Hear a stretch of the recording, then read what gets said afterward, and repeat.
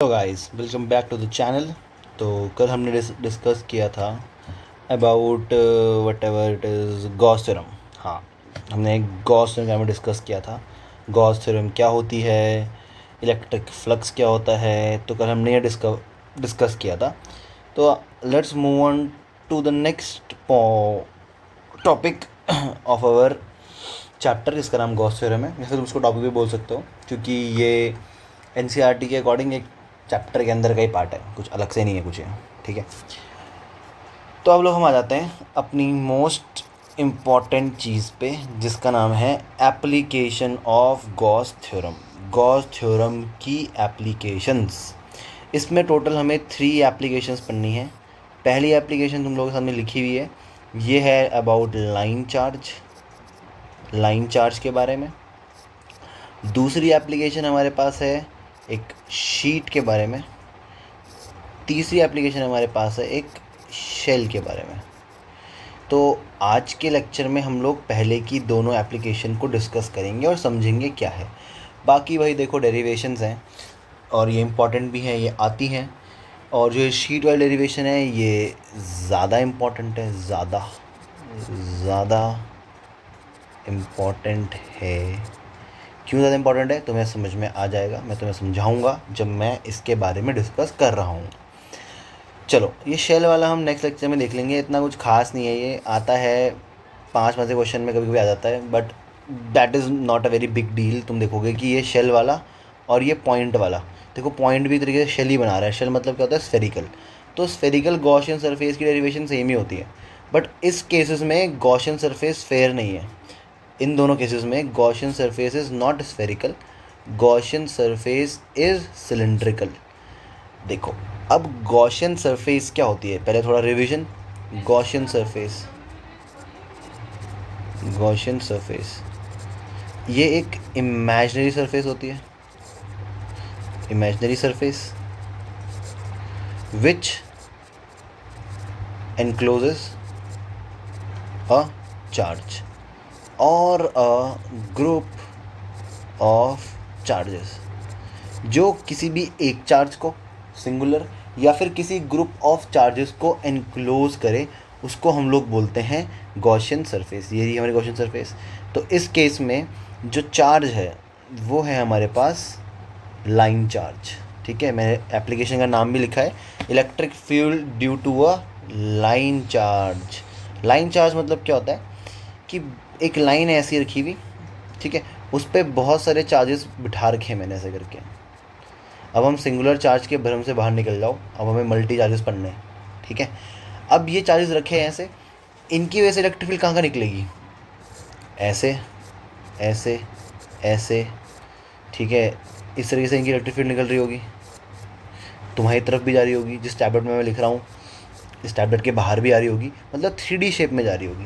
तो अगर मुझे इस पूरे के पूरे लाइन चार्ज को इंक्लोज करना है तो मैं एक स्फेयर का यूज़ नहीं कर सकता। तो जो गॉसियन सरफेस जो मैं यूज़ करूँगा यहाँ पे, वो उसका शेप क्या होना चाहिए, उसका शेप होना चाहिए सिलेंड्रिकल। तो एक गॉसियन सरफेस का शेप कैसा है, सिलेंड्रिकल शेप इसकी गॉसियन सरफेस होनी चाहिए, तभी काम की आएगी हमारे। और दूसरी बात है, मैंने यहाँ लिखा नहीं है, due to a infinite line charge, मतलब जो इसकी लेंथ है ना, ये यहाँ पे भी इन्फिनिटी पे ख़त्म हो रही है और यहाँ पे भी इन्फिनिटी पे ख़त्म हो रही है, मतलब कोई अंत नहीं है इसकी लेंथ का। ठीक है, चलो ये तो हो गया फिगर का डिस्कशन। ज़्यादा टाइम ना वेस्ट करते हुए तुम्हारा और मेरा हम बढ़ते हैं मेन चीज़ पे।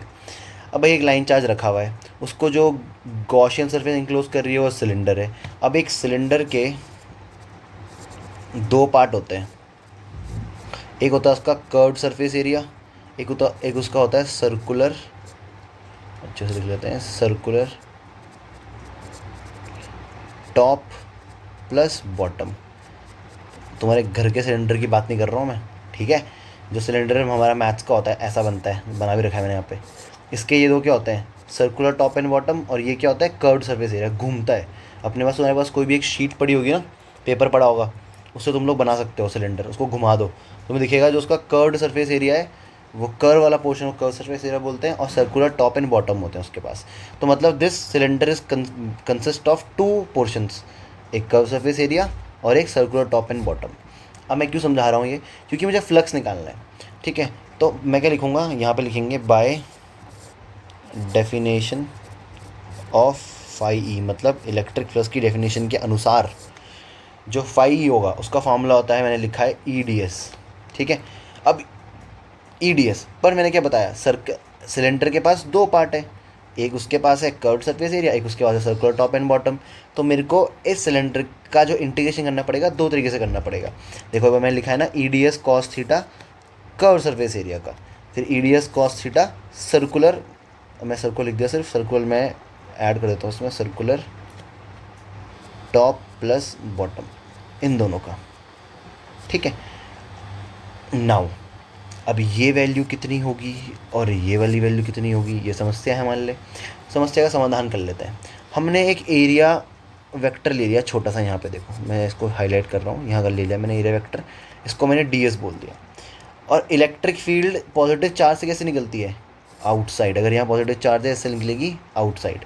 बट याद रखना ये पॉजिटिव चार्ज एक सिंगल चार्ज नहीं है, ये सिर्फ एक लाइन चार्ज है। लाइन चार्ज मतलब बोले तो एक लाइन पे बहुत सारे पॉजिटिव चार्ज रखे हैं, और पॉजिटिव चार्ज लेने का कोई ऐसा वो नहीं कि नेगेटिव से नहीं हो सकता, ये नेगेटिव से भी हो सकता है। बस मैंने यहाँ पे पॉजिटिव ले लिया है, जनरली हम पॉजिटिव लेके चलते हैं। अब मान लो मैंने यहाँ पे पॉजिटिव चार्ज रखा है, ठीक है, बहुत अच्छे से समझना। एक पॉजिटिव चार्ज यहाँ पे रखा है, एक यहाँ पे रखा है, एक यहाँ पे और एक यहाँ पे रखा है। अब इससे इलेक्ट्रिक फील्ड ऐसे भी निकलेगी बाहर, ऐसे भी निकलेगी बाहर, ऐसे भी निकलेगी बाहर, ऐसे भी निकलेगी बाहर, ऐसे भी, ऐसे भी, अप टू सो वन, ऐसे निकलती रहेगी, ठीक है। इससे भी निकलेगी बाहर, इससे भी निकलेगी बाहर। मतलब तुम कंटेक्स्ट तो समझ ही गए हो कि इलेक्ट्रिक फील्ड तो बाहर ही निकलेगी, पर इलेक्ट्रिक फील्ड क्या इसी दोनों साइड निकलेगी क्या, ऐसे तो निकलेगी बाहर ऊपर की तरफ। अब देखो होगा क्या, मैं इस पूरे फिगर को हटा के तो मैं बस दो चार्ज समझाता हूँ, ठीक है, क्योंकि हमें समझना ये है कि किस सरफेस एरिया से, इस सर्कुलर वाले से या फिर कर्व्ड एरिया से, इससे किससे फ्लक्स निकलेगा, क्योंकि एक से फ्लक्स निकलने वाला, एक से फ्लक्स नहीं निकलने वाला। तो हम लोग कैसे करेंगे, मैं एक चार्ज लेता हूँ ऐसे पॉजिटिव लाइन चार्ज ही है, एक पॉजिटिव चार्ज यहाँ रखा हुआ है, इससे फील्ड बाहर निकल रही है, इससे ही बाहर निकल रही है, इससे ही बाहर निकल रही है, इससे ही बाहर निकल रही है, ऊपर की तरफ भी फील्ड निकलेगी। अच्छा पर यहाँ से कोई फील्ड ऊपर निकल सकती है या फिर यहाँ से कोई फील्ड नीचे निकल सकती है, ये पॉसिबल हो पाएगा, नहीं पॉसिबल हो पाएगा बच्चों। क्यों नहीं हो पाएगा, क्योंकि ये जो फील्ड इससे तो बाहर जा रही है, इस पॉजिटिव चार्ज से बाहर जा रही है, पर इसके तो इनसाइड आ रही है ना, तो इसके लिए पॉसिबल ही नहीं है।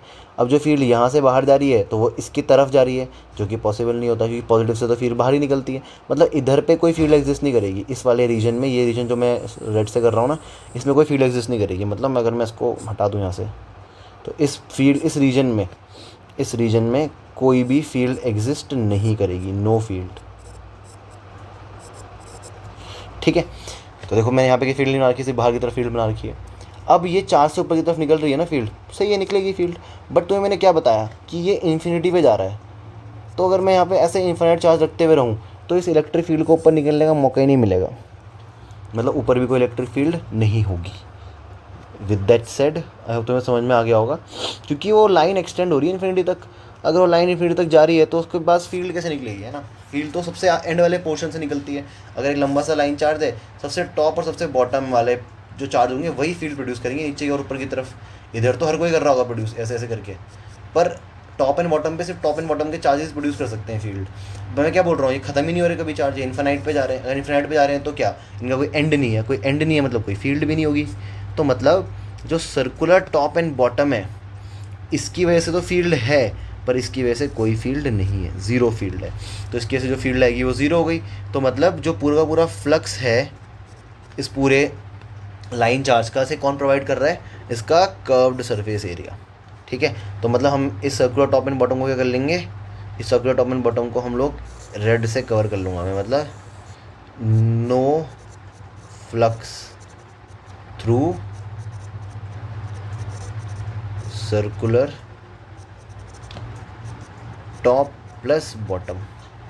सर्कुलर टॉप एंड बॉटम से कोई भी फ्लक्स बाहर नहीं निकलेगा।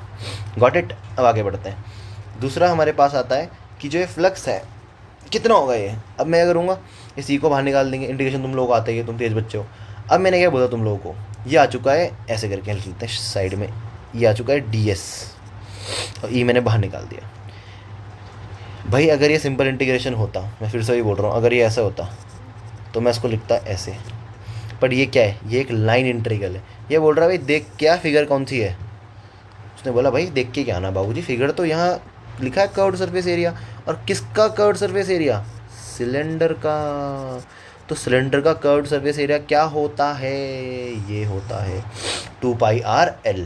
और L मैंने भी फॉर सेक ऑफ इट लिख दिया यहाँ पे कि इसकी लेंथ L है, इस गॉसियन सरफेस की लेंथ L है, क्योंकि मैं इसको इंटीग्रेट भी करूँगा, इंटीग्रेट तो मैं इन्फिनिटी तक कर ही सकता हूँ। तो मैंने क्या कर दिया, इसका ये फॉर्मूला लिख दिया मैंने यहाँ पे। अब इसकी वैल्यू को यहाँ पुट कर दो, देखो ds का मतलब कितना हो गया। अब ds क्या है, curved surface area, curved surface area की वैल्यू कितनी होती है, लिख रखी है 2πr/L। तो तुम्हारे पास इतनी जो मैंने खिचड़ी बनाई इसको साफ़ कर देते हैं पहले, और तुम्हारे पास जो फ्लक्स आ गया वो आ चुका है इतना, बाय द डेफिनेशन, किससे, by the definition of flux. अब एक फ्लक्स निकलता है by Gauss theorem. Gauss theorem का फॉर्मूला हमको पता है, phi E = Q/ε0। बट यार खुद तुम मुझे बताओ, कोई लॉजिक है, यहाँ पे एक चार्ज है नहीं, यहाँ पे लाइन चार्ज है, यहाँ पे सिंगल चार्ज नहीं है, यहाँ पे लाइन चार्ज है। अगर यहाँ पे लाइन चार्ज है तो यहाँ पे यूज़ करूँगा मैं जिसको मैं बोलता हूँ, जिस चीज़ का नाम होता है surface charge distribution. Oh shit, मैंने ही गलत लिखा हुआ है, सॉरी। सरफेस चार्ज डिस्ट्रीब्यूशन नहीं बोलते इसको, हम बोलते हैं लीनियर चार्ज डिस्ट्रीब्यूशन। हमने तुमको पढ़ाया था, ये होता है लैम्डा = Q/L। कितना चार्ज कितनी लेंथ पे रखा हुआ है उसको बोलते हैं हम लीनियर चार्ज डिस्ट्रीब्यूशन। ठीक है, तो यहाँ पे लिख रखा फॉर्मूला मैंने। अब यहाँ से Q की वैल्यू निकाल लो कितनी होगी, ये होगा Q = ये L चला जाएगा यहाँ मल्टीप्लाई के लिए, ये हो जाएगा λ/L। अब इस Q की वैल्यू को प्यार से उठा के यहाँ रख दो इस गॉस थ्योरम के फॉर्मूले में, रख दिया। phi = आ चुका है λ/L/ε0।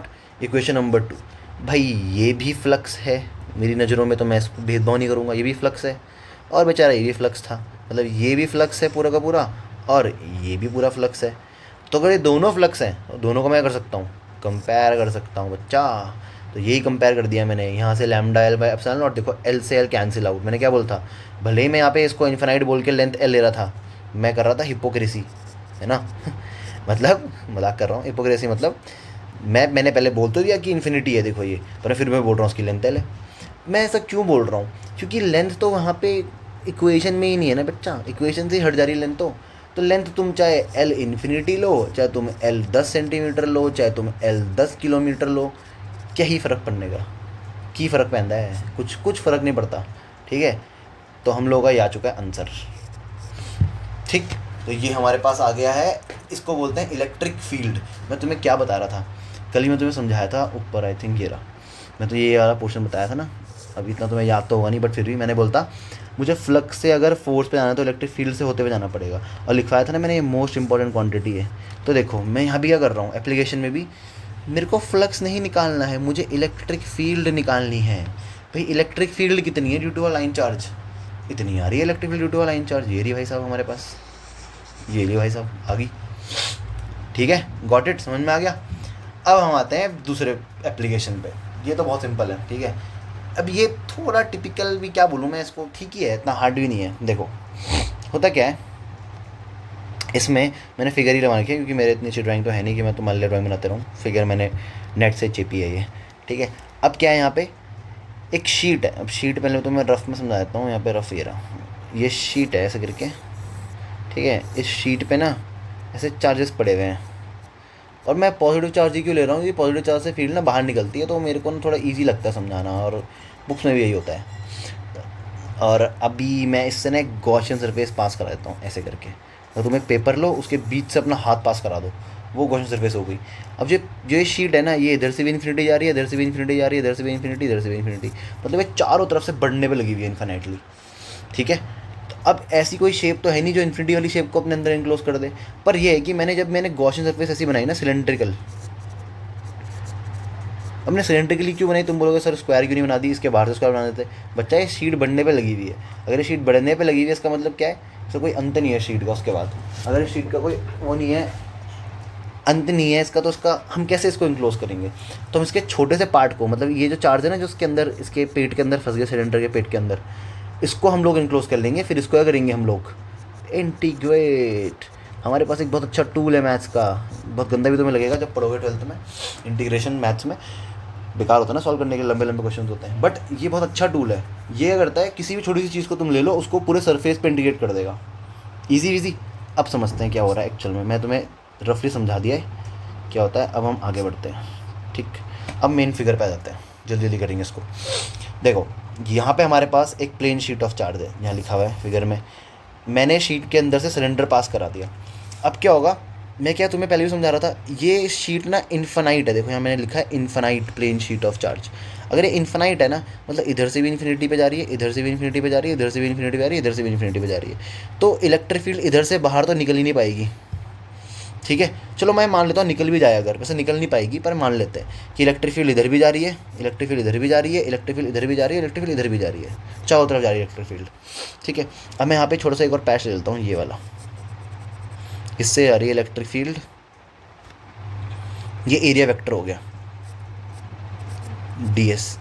ठीक है, इलेक्ट्रिक फील्ड जा रही है हमारी सिर्फ आगे और पीछे की तरफ। अब bye the definition of flux, flux की डेफिनेशन के अकॉर्डिंग फिर से हम क्या करेंगे, ये सिलेंडर है, सिलेंडर के दो पार्ट होते हैं, एक कर्व सरफेस एरिया, एक सर्कुलर टॉप प्लस बॉटम। इसमें ब्रेक कर देंगे, इसको दो में ब्रेक करेंगे। जब कर्व सरफेस एरिया पे बात आऊँगा मैं, कर्व सरफेस एरिया, तो कर्व सरफेस एरिया के लिए इलेक्ट्रिक फील्ड जा रही है, देखो ऐसे, मैं फिगर बना लेता हूँ फिर से। ये इसका कर्व सरफेस एरिया है, इसके लिए इलेक्ट्रिक फील्ड जा रही है ये ऐसे, इलेक्ट्रिक फील्ड ऐसे जा रही है, और ये एरिया वेक्टर है। कितना बन रहा है इन दोनों के बीच का एंगल? 90 डिग्री। भाई कर्व्ड सरफेस एरिया में एरिया वेक्टर और इलेक्ट्रिक फील्ड का एंगल बन रहा है 90 डिग्री का। और 90 डिग्री का एंगल बन रहा है, इसका मतलब क्या होगा, इसका मतलब क्या होगा, cos 90 कितना होता है? 0। तो पहले कर्व सरफेस एरिया के लिए कितना आ गया, EDS cos 90। दूसरे केस में ये क्या है हमारे पास, ये E है और ये भी E है, दो एंड है ना, दो सर्कुलर एंड है। तो मैं क्या करूँगा, मैं यहाँ पे लिखूँगा 0 डिग्री। क्यों भाई, मेरा एरिया भी इधर ही ले रखा है, ये एरिया वेक्टर ही मैं इधर ही लूँगा, DS। तुम इसको A जो बोलना है बोलो, जैसे मैं DS बोलता है तो DS ही बोलना, गद्दारी मत करना। DS इधर लिया है और E भी इधर ही है, तो कितना एंगल बन रहा है दोनों के बीच का, थीटा इक्वल्स टू 0 डिग्री। जब 0 डिग्री बन रहा है तो कितना होगा भाई, cos 0 पे होता है 1। तो ये तो हो चुकी है वैल्यू जी 0, तो मतलब no flux will come out from curved surface area. कहानी गेम बदल दिया इसने। ऊपर वाले केस में क्या हो रहा था, no flux through circular top and bottom. अब इसने बोला अच्छा बच्चे ऐसे कैसे, तो अब इसने कर दिया no flux will come out from curved surface area.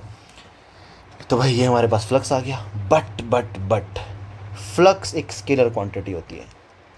ये हमारे पास सिलेंडर था। अब मैं तुम्हें अपनी स्केल दिखाता हूँ, सिलेंडर बनाते हैं फटाफट।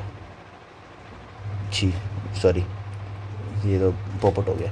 सिलेंडर अगर जब ये बनता है, सिलेंडर का जो चीज़ होती है जैसी बनी है। अब सिलेंडर में क्या होता है हमारे पास, इधर से भी इलेक्ट्रिक फील्ड निकल रही है, इधर से भी इलेक्ट्रिक फील्ड निकल रही है। तो अगर मैं नेट इलेक्ट्रिक फील्ड निकालने पे आ जाऊँ तो उसका आंसर आ जाएगा 0। Electric field is a vector quantity, दोनों की डायरेक्शन अपोजिट है, मैग्नीट्यूड सेम है, तो आंसर आ गया 0। Both will cancel out each other. But यही तो कहानी में ट्विस्ट है कि ये इलेक्ट्रिक फील्ड की बात मैं कर ही नहीं रहा यहाँ पे, मैं फ्लक्स बोल रहा हूँ। इससे फ्लक्स आ रहा है फाई, इससे भी फ्लक्स आ रहा है फाई। क्या करूँगा मैं इसको, नेट फ्लक्स कितना होगा, फाई नेट, वो होगा फाई ई प्लस फाई। भाई इसको डायरेक्शन से कोई मतलब ही नहीं है, फ्लक्स होती है स्केलर, स्केलर क्वांटिटी। तो ये मैं क्यों समझाया, क्योंकि भाई फ्लक्स तो, इसको मिटा देते हैं, फ्लक्स तो इस हिस्से से भी बाहर आ रहा है, हैं जी, इस हिस्से से भी फ्लक्स बाहर आ रहा है, यहाँ से भी फ्लक्स आ रहा है, और इस सर्कुलर तो दो होते हैं ना, सर्कुलर टॉप एंड बॉटम बोलते हैं हम लोग, और फ्लक्स यहाँ से भी बाहर आ रहा है। तो मैं दोनों को माइनस कर दूँ, 0 कर दूँ फ्लक्स को? अरे नहीं भाई, 0 क्यों करूँगा, दोनों को ऐड करूँगा ना मैं। तो मैंने क्या किया, इतना फॉर्मूला लिख दिया। अब मैंने क्या बोला, ये लाइन इंटीग्रल है, लाइन इंटीग्रल बोलेगा देख के आ, तू किस चीज़ का टुकड़ा है। ये बोलेगा भाई मैं टुकड़ा तो हूँ, सिलेंडर का टुकड़ा हूँ मैं, पर सिलेंडर के सर्कुलर पार्ट का टुकड़ा हूँ।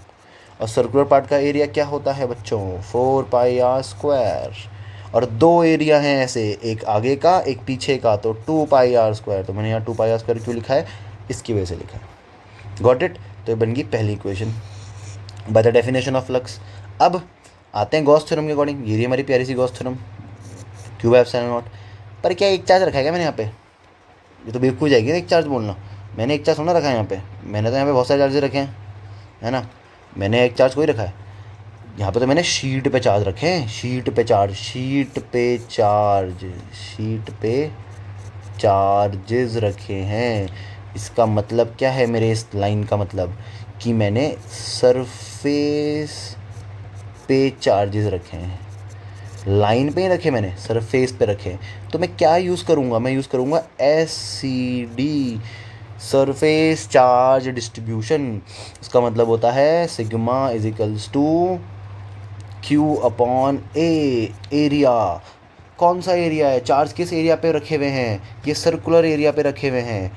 वैसे एरिया का कोई रोल नहीं है, समझाऊंगा तुम्हें आगे। सर्कुलर एरिया पे रखे हुए हैं, तो मैं यहाँ से Q की वैल्यू निकाल लेता हूँ, आती है सिग्मा A। इस Q की वैल्यू को उठा के मैं गॉस थ्योरम के ऊपर फेंक दूंगा यहाँ पे, फिर से वही काम जो हमने उसमें किया था।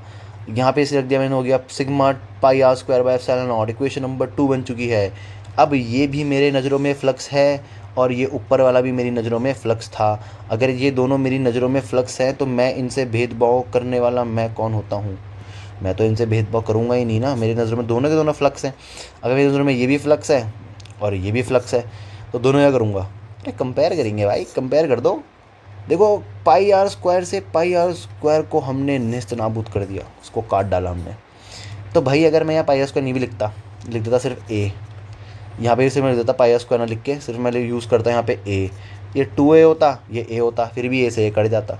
खैर तुम्हें जैसे समझ में आया समझो। वैसे मतलब मैं समझाना ही चाह रहा था कि जो शेप है ना, वो शेप की लेंथ, उसका एरिया, उसका वॉल्यूम, इलेक्ट्रिक फील्ड से उन तीनों का कोनू लेना देना नहीं है। इलेक्ट्रिक फील्ड में वो आ ही नहीं रहे भाई, मतलब नहीं बनता उनका इलेक्ट्रिक फील्ड में आने का, ठीक है। तो एक कट तो गया पूरा का पूरा, तो कट चुका है। ये आ गया हमारे पास electric field sigma by 2 epsilon naught. This is ना very very very important.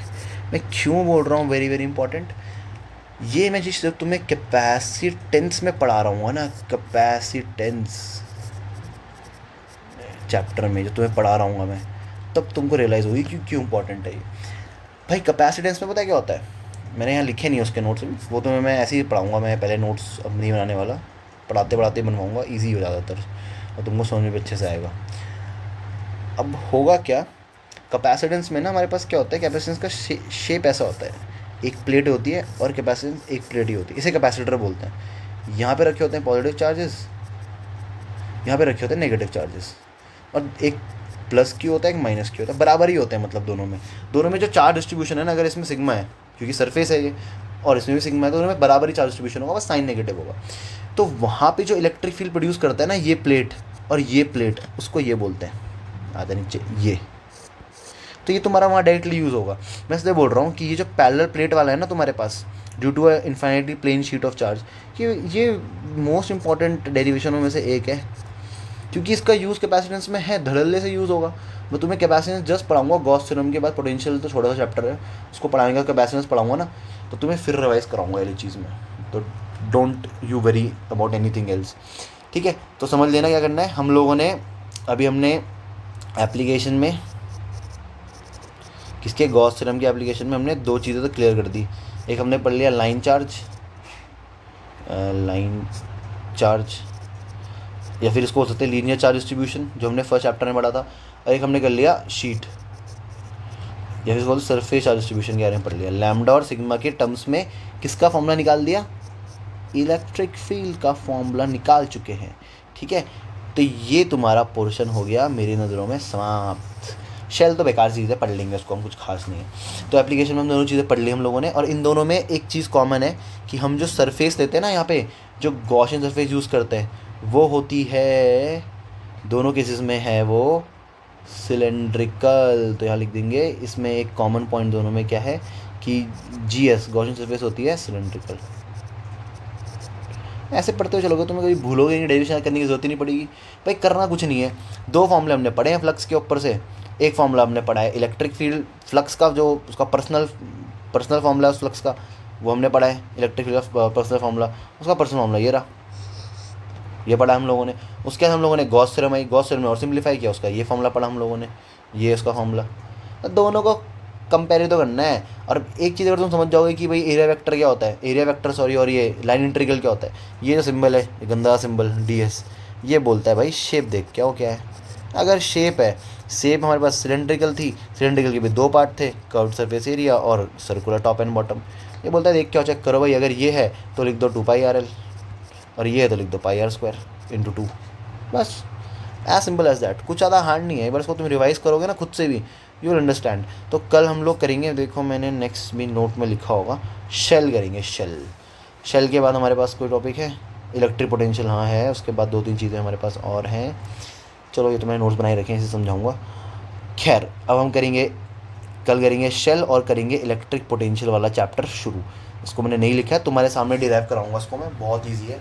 Derivation मैं भी कोई बुक देख के नहीं पढ़ाता हूँ, थोड़ा सा इतनी बार पढ़ पढ़ के याद होती हैं तो की सॉरी थोड़ा ज्ञान तुम्हें दे देते हैं, मोटिवेशन।